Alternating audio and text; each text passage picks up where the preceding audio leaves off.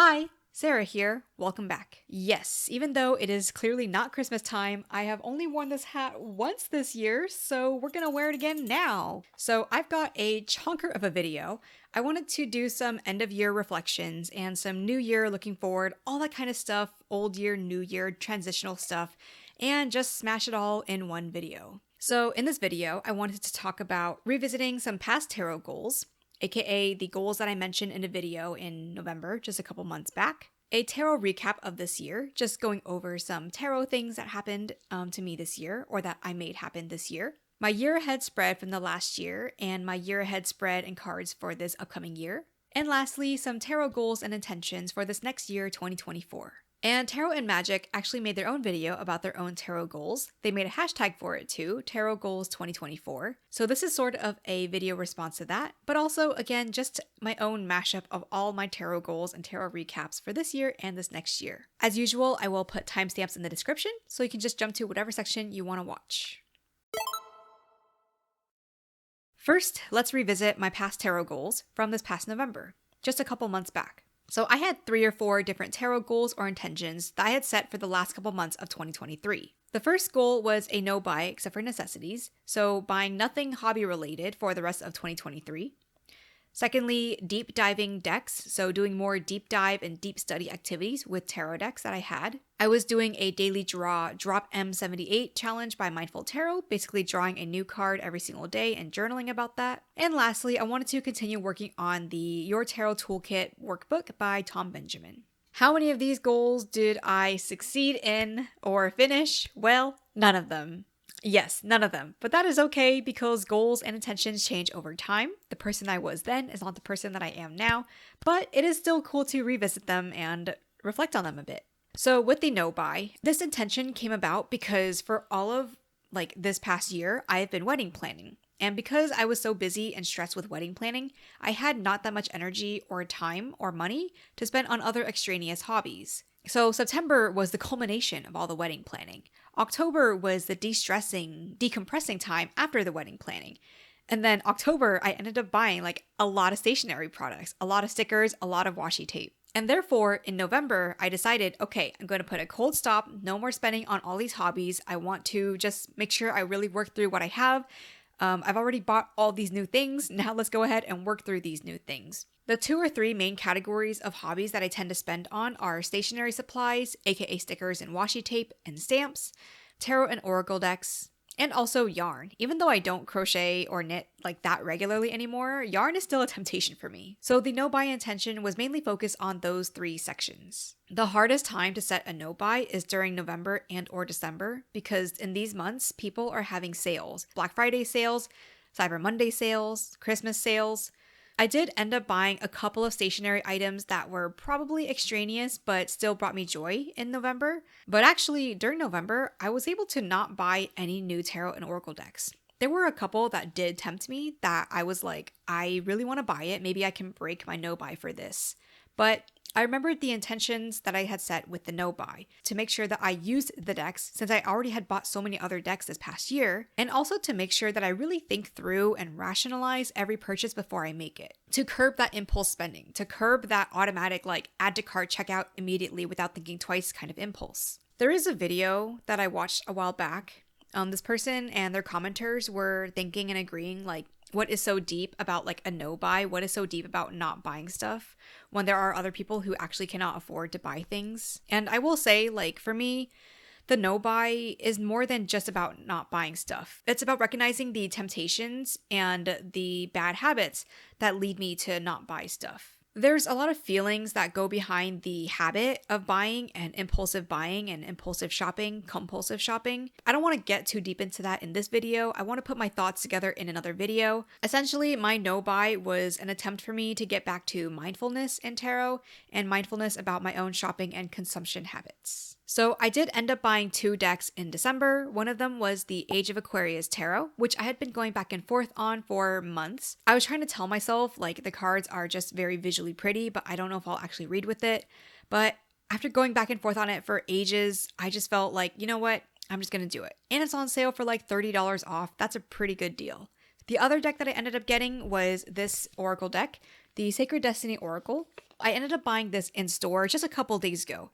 I was hanging out with my friends in the neighboring city, and on the way back, I decided to go to a metaphysical store because I really like to go to physical stores and just see what decks they have. There's just something so satisfying about seeing the layout of a store, seeing the people working the store, and most importantly for me, seeing the decks, the boxes, the previews that they have available, being able to open decks in store, being able to peruse the cards and hold it in your hands and imagine it. I'm not the first person to mention this. I'm quoting or paraphrasing like what Mixtress Ray has said in her videos. So she's saying all this and I'm just kind of following or paraphrasing what she said.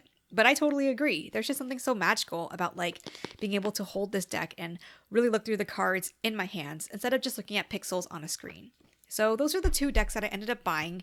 I don't regret it. I think these are decks that I'm going to enjoy using in the next year. Secondly, deck deep dives. Yeah, I didn't do any of this. Even the drop M78 daily draw challenge, I ended up just stopping that halfway because I was not feeling the deck anymore. But I did do 3 out of the 5 suits, and that is pretty far in my opinion for my first ever drop M78 daily draw challenge. I would definitely consider doing it again with a different deck in the next year. I found a lot of value in having a single card per day and having the cards assigned in a certain order and having to apply the card to the day. So I found a lot of value in the way that Mindful Tarot decided to do this challenge. But yeah, I just was not feeling that deck after like working through so many of the cards.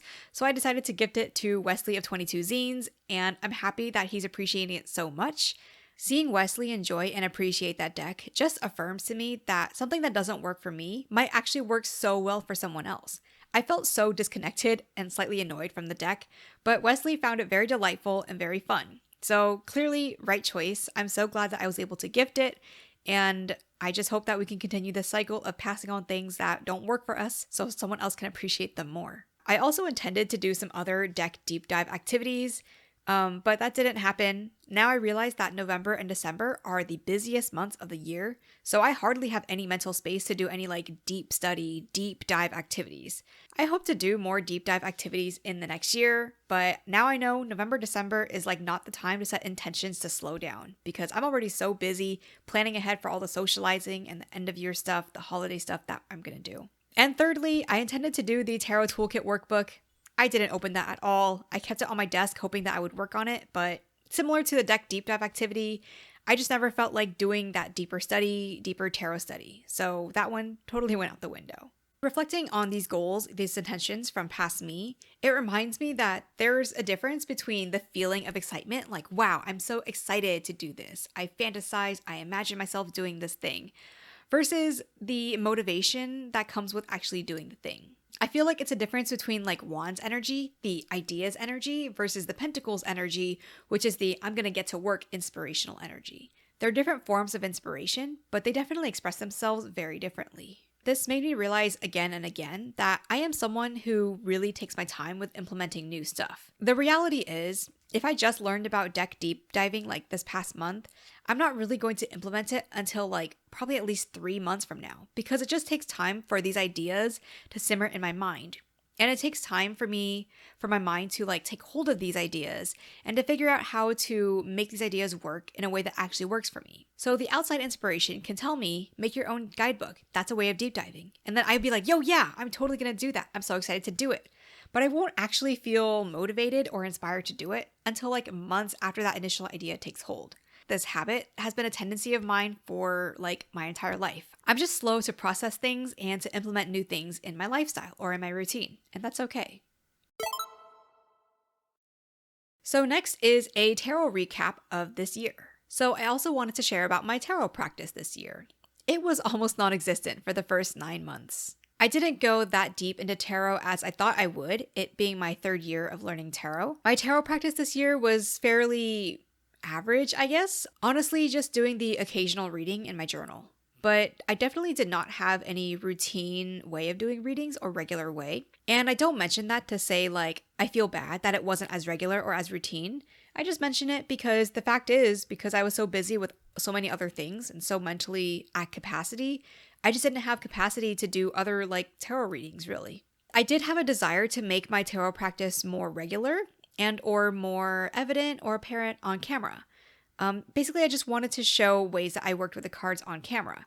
So that inspired a couple of different video series that I had tried. One was the Tarot and Practice video series, where I wanted to work with one specific deck for a month and recorded spreads and exercises with that deck. And I also tried the Test Driving Tarot series, where I showed just one deck on camera and just did a bunch of speed readings with that deck. I did find that after a couple iterations of each, I already felt bored with how formulaic it was, and I was already craving something different. But I still hope to do similar videos to that, Tarot and Practice and Test Driving Tarot, in the next year.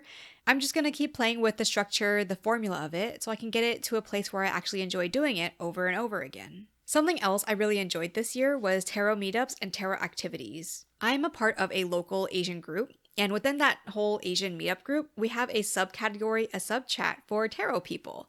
And we've got a solid amount, like 5 to 10 people who regularly meet up together. I'm usually the one who hosts the meetups, putting together a time and place for these meetups. Mostly they've been at my place or at someone else's house, although a couple times this year we did visit a couple of metaphysical shops as well together. And those have been really enjoyable. It's just really fun to see people in person and compare decks or do readings together, talk about tarot, talk about recent events in our lives or things coming up. It's just so nice to connect as friends and as tarot people as well. And not only did I have in-person meetups, but I also had a lot of fun just hanging out in the Discord server for the Sass Witches, which is the secular witchcraft server that I'm a part of. And within the Sass Witches Discord server and my other Asian Meetup Discord server, I was able to do a lot of online tarot meetings and activities as well. Like, we've done buddy readings, we've done self-tarot readings together, like reading tarot by ourselves, but together in a voice call. We've done reading tutorials, like how to read the cards together while on voice call. And we've done presentation nights too. So just putting together a 5-minute presentation on any topic of your choice and just presenting it to the class or to the server. I think I started these tarot meetups last year, and this year we've just been really consistent with meeting up regularly and connecting with people and just getting deeper into our own cards and each other's decks too. Sometimes with the online sphere, it's easy for me to just feel like an average person. I'm just another block of text in the middle of all these other blocks of text. Or with videos, I'm just a single YouTube channel in the sea of all these other YouTube channels. But when I hang out with my friends in real life, when we're talking face to face and, we're not on our phones, we're not comparing like Tarottube numbers or video topics or whatever, I just feel so seen and I feel so connected with people and with, the universe that connected us all together, and with tarot, the hobby that brings us all together. And lastly, in this tarot recap, I actually mailed out some written tarot readings this year. I actually recorded me writing one of these mailed readings on camera, but I don't think I'm going to edit it into anything, so I'm just going to put it on the screen here. Essentially, in December, I was on this snail mail kick. I wanted to just mail out a bunch of cards. So I set up this divination reading swap for people. And a lot of people in the Sass Witches Discord server actually were interested. So we just paired up buddy to buddy, exchanged addresses, just did a reading for each other via mail. So you can type out your reading, you can handwrite it, as long as it just gets in the snail mail, that's all you need to do. So I did 3 this year. One of them was to one of my good friends in real life as well. So it was really cool to just write out a reading, to pull cards, to print photos of it, to just put it on paper and just infuse my intentions of the reading into the paper. And when I read my friend's reading afterward, I just found it really cool that, I got a mailed reading. Like, someone wrote out a letter to me and it was about tarot and they sent it to me. I just thought that was so cool. It's such a different feel using paper, both sending and receiving, than it is to just type out a message and send it online, The divination mail swap was really fun to do, and a lot of the people who participated also really enjoyed it. So I'm thinking it might be fun to do it maybe twice a year. I don't know. I'll check back in 6 months and see if I still want to do it. But if not in 6 months, for sure next December, I think it would be cool to do another tarot reading swap. And sort of on this mail topic, I want to share a package that I received recently from Wesley at 22 Zines. So since I mailed Wesley my Colorful Tears Tarot, he was so kind and didn't have to do this, but he mailed me some zines back. Wow, look at this stack. I only visited a zine festival once this past year, and that was my only exposure to zines. At the time, I think I was intimidated because they felt a little bit too indie for my taste, but skimming through the zines that Wesley sent me, they seem really approachable, and I am now here to spread the gospel of zines, probably. So Wesley sent me this envelope which had this note in it. So he wrote this zine called Take a Rest, which is a list of restful activities. Pretty cool, pretty simple. I've always wanted to do something like this for myself, but now I already have this physical zine to help me. I don't need to make my own anymore. I mean, I still can, but now I have his. This one, as the back says, is an in-depth exploration of the Death Tarot card and related symbolism. This was also made by Wesley at 22 Zines. So you can see inside just a bunch of cool stuff about the Death card. We've got a divination guide on how to read Pokemon cards as tarot. Very cool how-to. And I think this is made by Wesley as well. Nope, actually this was made by KJM, but you can download this from Wesley's website at 22zines.itch.io. So this is a guide on literally how to read Pokemon as tarot cards. This one is a little bit more unstructured, it seems. This one is Unfair Maiden number 5. This one was also created by Wesley. Apparently this zine was created because he had a lot of energy like spread out over everything. And instead of wanting to focus on any single thing, he decided to pour all that like extra energy into this issue of Unfair Maiden. And he challenged himself to make this in 24 hours. Wow, like he compiled all this stuff and all this stuff, yeah, in 24 hours. My favorite section so far, I haven't fully read this yet, but there's a section here about making a zine for beginners, which, yeah, totally relatable. I'm totally interested in seeing what goes behind the scenes of making a zine and how a normal person like me can make one. And lastly, Wesley sent me this, and I laughed when I saw this because I knew this was very targeted, very pointed. It's called I Only Kind of Understand Astrology and So Can You.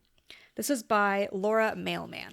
So I haven't opened or skimmed or read this one yet, but I know exactly why Wesley sent it to me. It's because I have mentioned a few times that I don't really wish to understand or study astrology, but now this one I can kind of understand astrology after I read this. So very, very cool stack of zines. Thank you, Wesley. I wanted to show these on camera, not to brag. Like, I really genuinely just want to show, like, mail is really cool. Sending and receiving mail, paper mail, is really cool. And I would love to do more of that in the next year and just in the future. If you're interested in mailing something to me via paper, if you're interested in receiving mail, let me know. I would love to see how we can make that happen. Okay, on to the next section. So let's talk year ahead spread. Last year, I did a whole Wheel of the Year giant, like 60 card spread where every season, every transition between season, and every month had a whole bunch of cards. I found that really overwhelming and honestly really boring this year to go through. It was a fun process to lay out all the cards and to take pictures and to imagine and fantasize about the next year, how I would, really use the messages or really appreciate like the different cards that come up. But going through the cards in the year was honestly really boring and just did not bring anything new to my tarot practice at all. It did teach me that I'm definitely not a tarot magpie. I don't like the look of like 5 or 6 decks being mashed together. I much prefer like just 1, maybe 2 or 3 decks like put together, but these different cards looking together, it was just too chaotic for my taste. In the spread, there is a card of the year, and there were supposed to be 3 grounding cards for the year. I completely forgot what those 3 grounding cards were. I also drew cards for each of the seasons, or each of the quarters, and each of the transition between the seasons. I completely forgot what all of those cards were. The only thing I mostly kept up with the past Wheel of the Year spread was the monthly cards. So we had a card for the month, the theme of the month, 3 cards. One was energy for the month, one was the mindset to bring to the month, one was the spirit, like self-care for the month. And for that one, because I was extra and ambitious and excited, I chose to do 3 cards for the self-care, the spirit of the month. So my process for reflecting and trying to use these cards at the beginning of each month was I would take the 3 or 4 guidebooks for each of the cards. Like that's at least 4 different guidebooks there. So I would take out those guidebooks and reference each card and journal about it in my journal and try to do predictions that way. I would literally be sitting there at my desk with my 3 or 4 PDFs open and or my 3 or 4 guidebooks open. And honestly, it was such an inefficient use of time. I was almost going to say waste of time, but I think inefficient is just a better word for it. I felt like for all that work and all that time that it took every single month, I should have gotten more out of it. but I didn't get very much out of it. So in like July or August, I stopped doing it, and I'm so glad that I did because it just was not working for me. It was too many cards. The magpie effect wasn't working for me. And I just didn't like being tied to the same spread every single month. If I were to do that kind of exercise again, where I want to pull multiple cards per month, I would try doing like one deck per month instead of like 5 cards from 5 decks per month. I think having the single deck and the cohesive cards from one deck per month, that would probably be more appealing to me. But I also think that I don't want to pre-draw my cards in advance now. I'd rather just do the monthly spread when I'm getting ready for that month, when I'm getting ready for that 4-week period. I realized there was a difference between drawing my cards like 6 months ago versus drawing my cards like the moment before something is going to happen. I'd rather just do the reading now in real time and reflect on it now, instead of drawing the cards in advance and then reflecting on them later. So if I'm not doing the giant Wheel of the Year spread, what am I doing instead for my year ahead cards? Well, I still like the pre-drawn function or feature of year ahead cards. So this is what I did. So here is my card of the year. It is the Hierophant. And here is a card for each quarter, or a set of cards for each quarter, each 3-month period. So I drew 1 tarot card and 1 oracle card for each quarter. And then in this month section, I also drew a tarot card and an oracle card for every single month. Here is a little printout of the quarter card so that I can remember what the quarter energy is.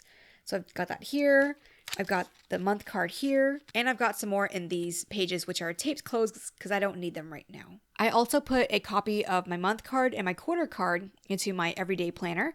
So now at the beginning of each month or throughout each month, I can easily reference this as well.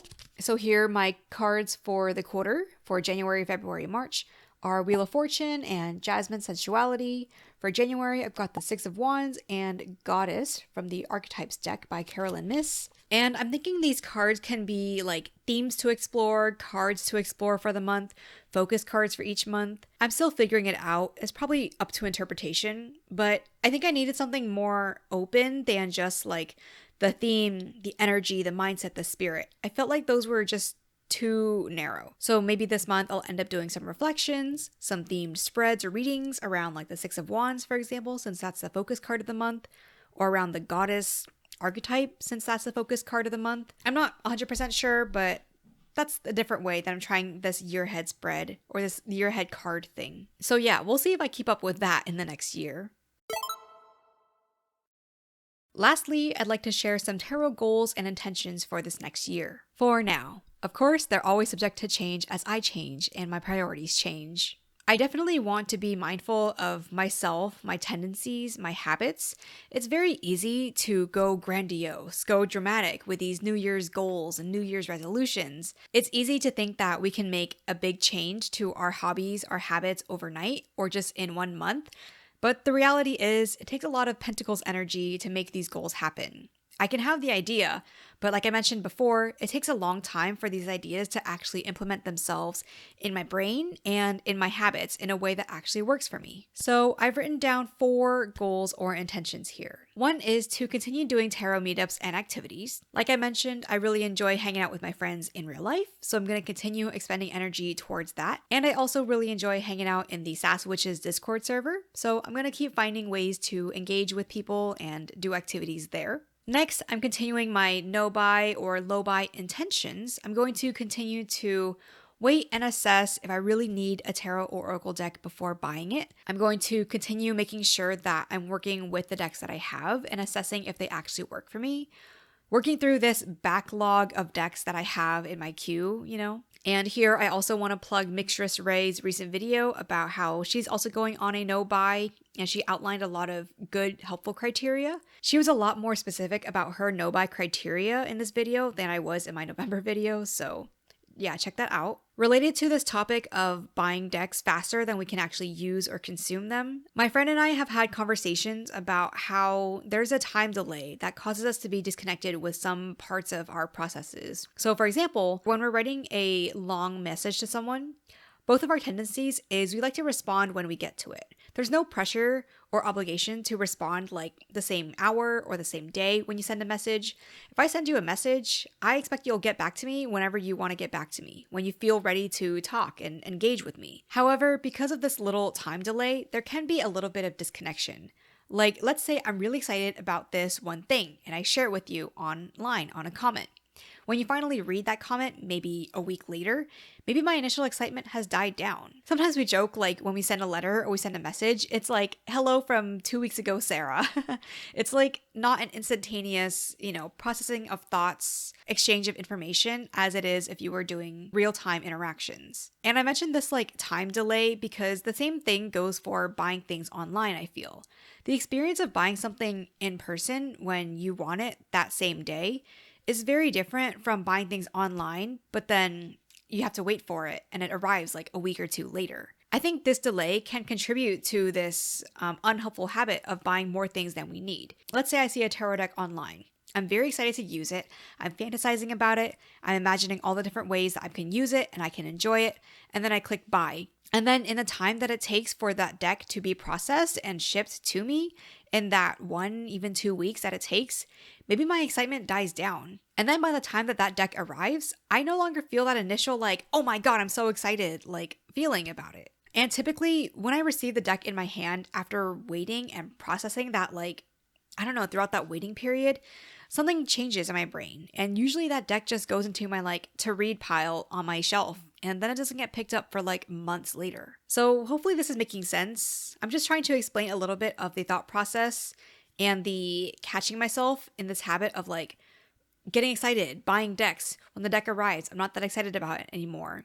And then 6 months later, I'm not that excited. There's just a difference between having that excitement when you first see the deck and when you're looking at it online, imagining it, versus having it in real life. And then it's just not the same. But anyway, all that to say, I want to continue to be more mindful about my buying habits, my shopping habits, so that I can use decks and be happy with the way and the pace that I'm using them, so that I'm not just buying decks faster than I can use them and enjoy them. Another goal or intention is to record more tarot experiences and readings in my tarot journal. My friend gifted me this tarot journal in mid-December, and literally I've already recorded so many tarot readings in here, which I did not expect at all. I always thought I could record my tarot readings in my own brain dump processing journal, but having this separate tarot journal is honestly so nice. So here's the tarot readings I've recorded so far. These 2 pages here, some more here. This is a list of all the readings that I've mailed / given to people. Just the fact that all of these tarot readings are in one notebook as opposed to being interspersed throughout my brain dump journal, this is just so satisfying, and this really motivates me to want to do more readings and to record them here. Not that every single reading has to be deep enough or memorable enough to actually record, but this just makes the process so much easier, and now it's just so much more satisfying to look back through these readings. In addition to recording the readings, now with these monthly pages in the beginning, I have a space to actually write the decks that I've used in the month. I can write down when I posted certain videos, when I do my tarot meetups, when I've done readings, so I can see, when's the last time I checked in with my cards? Maybe I want to do a check-in again. I have a space to write in the full moon and the new moon phases. So these monthly pages are also super helpful. And I'm just so happy that now I have a space for all things tarot related in this one cute little simple journal. And the last tarot goal or intention that I have is I want to continue making tarot videos when I feel like it and when I feel like I can be authentic. It can be easy for me to feel pressured or really excited to do a tag because everyone else is doing it. I want to do it too. But if I do a tag that I'm not 100% feeling or that I'm not 100% ready for, sometimes I watch it back and I feel just very fake about it. I feel like I'm just going through the motions of just picking decks and putting them to prompts and then just waffling about, making up some stuff about it. And that's not what I want to do on this channel. When I catch myself in this mood or in this mode of I just want to put a video out for the sake of putting out a video, I want to stop myself and I want to remind myself that this channel is not a job for me. I'm not obligated to put out videos, and consistency is a nice fantasy to have, but I'd rather have authenticity and videos that I can actually stand behind rather than just me putting out a video for the sake of putting out a video. For example, I did that top 10 mass market decks video a while back, and I have gotten rid of some of those decks already. Even recently in my decks to deep dive video, I got rid of some of those decks already. Granted, sometimes videos are just a reflection of who I am in the moment, and they don't have to hold up to how I feel 2 months later. But at the same time, I do want to be aware that me not showing up authentically and speaking from the heart, making up surface level stuff about decks, I don't want to say making up. I don't mean making up like I'm lying. Okay, here's an example. Let's say I get this deck and I say it's so wonderful, I love working with it, but the reality is I have not worked with this deck in actual months or weeks. Or when I say work with it, I've only done one reading with it. I haven't done multiple readings. I don't know.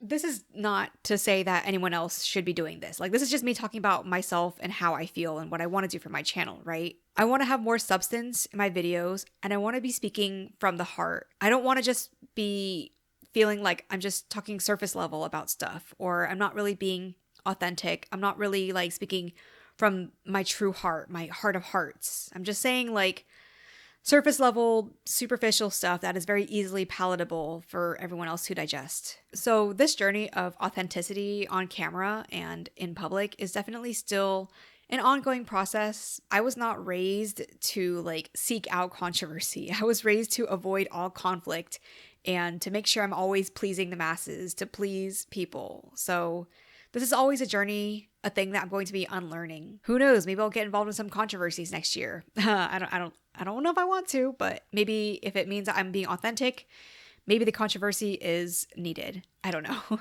Essentially, I'm just saying that I want to make sure that I'm speaking from a place of security, from being grounded in myself, knowing who I am, and being honest and forthright about how I actually use the cards and how I actually feel about these decks, rather than a place of I just want to say nice things about a deck, or just be surface level because I want to impress people or to show off anything. I recently learned that my rising sign, my ascendant sign is Leo. So I'm in the process of learning what this Leo rising archetype and energy shows up as, what it looks like, what it means, and how it can be a good thing and not just a bad thing. Okay, so that was my tarot recap, dude, of 2023. Goals and intentions for 2024, looking back, looking ahead. I have been recording for over an hour at this point. We will see how long this video is when I finally cut it down. Before I close out, I'd like to mention I will be putting in the description some shoutouts to some cool people I've met and connected with on TarotTube this past year.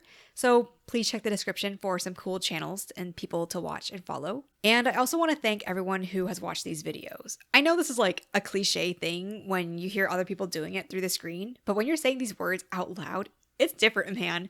But yeah, thank you to everyone who has watched and commented and feels seen and who helped me feel seen and who included your own experiences for me to understand you better. Even though there is a time delay between when I record my video and put it out there and you watching and commenting, this is not my ideal form of communication and interaction. But even so, I think it's really cool that I have been able to reach people and you have been able to find me out in this big corner of the internet. So thank you. And I hope we can continue to learn more about each other. Maybe we'll end up being able to connect on other platforms like Discord or our in real life tarot meetups if you're in Southern California, or maybe through email, or maybe through snail mail even. Well, that is all for this video. I hope you have some interesting stuff planned for you in 2024, and or if it's a quiet year, then I hope it stays a quiet year for you. Let me draw a card from the Sacred Destiny Oracle, and I guess we'll use that as my word of the year in addition to my card of the year.